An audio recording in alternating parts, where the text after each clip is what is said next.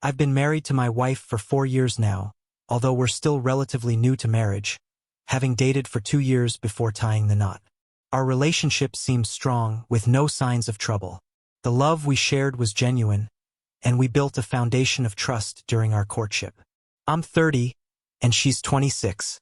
The incident that revealed my wife's infidelity occurred on the 4th of July, during a party hosted by her friend.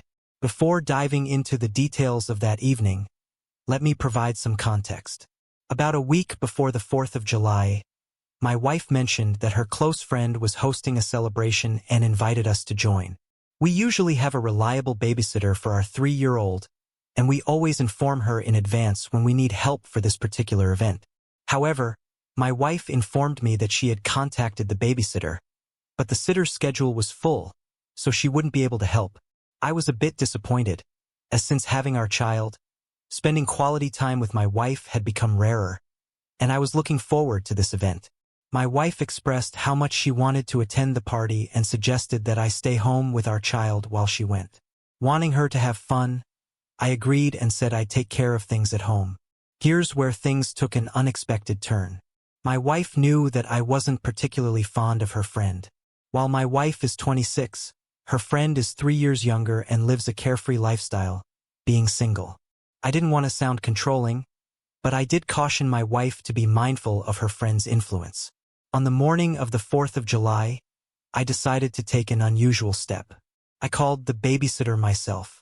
Normally, my wife handles these arrangements, so I had to search for the sitter's contact information in her phone. I thought that if I offered her a higher hourly rate, she might reconsider and agree to take care of our child that evening. If it worked out, I planned to surprise my wife and let her know that we could go to the event together. However, things started to unravel when I called the babysitter and asked her to reconsider. She sounded surprised and told me it was the first time I had asked about that day. Taken aback, I asked her if she remembered my wife reaching out to schedule the evening. She confirmed that no call had been made by my wife. At that moment, I realized my wife had lied about the babysitter arrangement for reasons I couldn't immediately understand. That was concerning. I arranged for the sitter to come over at 10 p.m. and told my wife I would stay home while she left for the party around 8 p.m. Before ending the call with the sitter, I asked her not to tell my wife about the plans. I explained that I wanted it to be a surprise. When the sitter reminded me that I had mentioned my wife's attempt to arrange the night, I quickly covered it up, claiming that we thought the date night might be canceled, but since she was on board, we could still enjoy the evening as planned. Around 8 p.m., my wife left for the event, and I waited for the sitter, who arrived on time. Once she was settled, I headed to the party my wife had mentioned. To be honest, I had a suspicion that she might not show up at the event and instead go somewhere else. But to my surprise, she was there. Her friend greeted me as I arrived. Seeing me there seemed to shock her, and she quickly called my wife over. My wife's reaction was more than surprised. She was in total disbelief. It had only been about 3 hours since she had left home, yet she appeared quite intoxicated. Her eyes were bloodshot, and her cold reception toward me made things uncomfortable. She repeatedly asked why I was there and who was taking care of our child. I reassured her that the sitter was taking care of things and I just wanted us to enjoy the evening together and watch the fireworks. The party was in a medium-sized house with about 15 to 20 people crammed inside. What struck me right away was a gender imbalance. There were noticeably more men than women, almost a 2-to-1 ratio. We managed to get past the awkward exchange, but the deception surrounding my wife's absence still nagged at me. The evening seemed to revolve around a game of truth or dare, and I overheard someone suggesting they continue the game. At that point, I decided to join the friendly group of guys who seemed lively, possibly due to the alcohol. As the evening wore on, my wife's behavior grew increasingly agitated. She expressed a desire to leave and go home, which immediately raised a red flag for me. It was clear she was hiding something. I assured her we could leave, but I asked for a moment to try some drinks since I had just arrived. I made my way into the kitchen and struck up a conversation with one of the guys there. After introducing myself to a random guy, I casually asked if he was enjoying the party.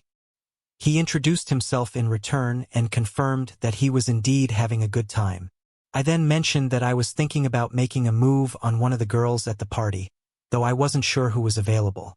I started pointing out different girls one by one, and he helped me figure out who was in a relationship and who might be open to being approached. Eventually, I pointed to my wife, though I didn't reveal her identity to him. I then asked for his opinion on her. He told me that she was attractive, but warned me that she was off-limits because she had come with a guy he knew as a friend. I acted interested and asked him to elaborate on this guy. The stranger went on to describe my wife's affair partner, explaining that they had met at a concert and had been involved ever since. This revelation hit me like a punch to the gut. The timeline matched up perfectly. My wife had attended that concert, and I was there with her for most of the event. The only time I wasn't with her was when she went off to get some snacks, insisting she go alone. I remember she took an unusually long time to return, but I brushed it off, thinking there was a long line or she had to use the restroom. That concert happened about a month ago, and since then, my wife had been frequently leaving the house, even going on a trip out of town. All this new information left me questioning everything.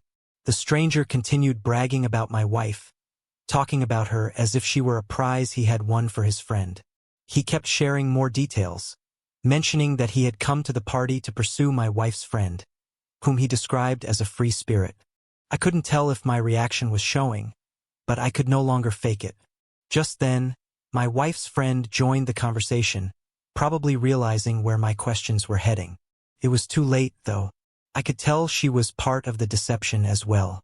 I excused myself from the conversation but asked my wife's friend where my wife was. She suggested checking the patio, and that's where I found her talking to the man. It looked like they were having a heated conversation, or perhaps she was trying to convince him of something.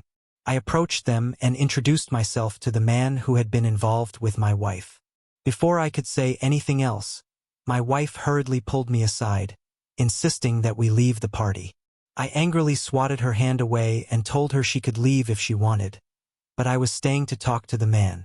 I confronted him directly, introducing myself as her husband. I asked him bluntly if he knew my wife was married before getting involved with her. By this point, I had already pieced together the truth about their relationship, and I wasn't trying to fight him. My intimidating presence was more to let my wife know I had discovered her infidelity and to make the guy a little uncomfortable. I asked him again, making it clear I didn't want to ruin the party, but I needed to know if he was aware of my wife's marital status before getting involved with her. My wife, getting increasingly anxious, tried to hold me back while apologizing. The guy saw the bottle in my hand, realized he was cornered with no backup, and fell for my act. He began apologizing, saying he hadn't known she was married when they started talking. I asked how many times they had been together, and he answered. I wished him a good night and walked away. I got into my car and drove home, telling my wife I wanted a divorce. I checked into a hotel where I'm writing this as a form of self-therapy right now. I feel lost about what steps to take.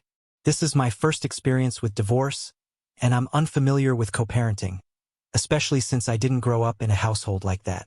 What I do know is that I can't bear to see her again, and this whole situation is making me physically sick. I'll probably update you on what happens next, but for now, I'm truly uncertain about everything. Top comment. I'm glad OP told her he was divorcing her before leaving. Personally, I would also tell her that I'm DNA testing the child and that he's not mine. I'd make her regret ever meeting me. Thank you for reading my story to the end. If you liked it, please support us with a like and subscribe to the channel. Feel free to leave your thoughts in the comments section.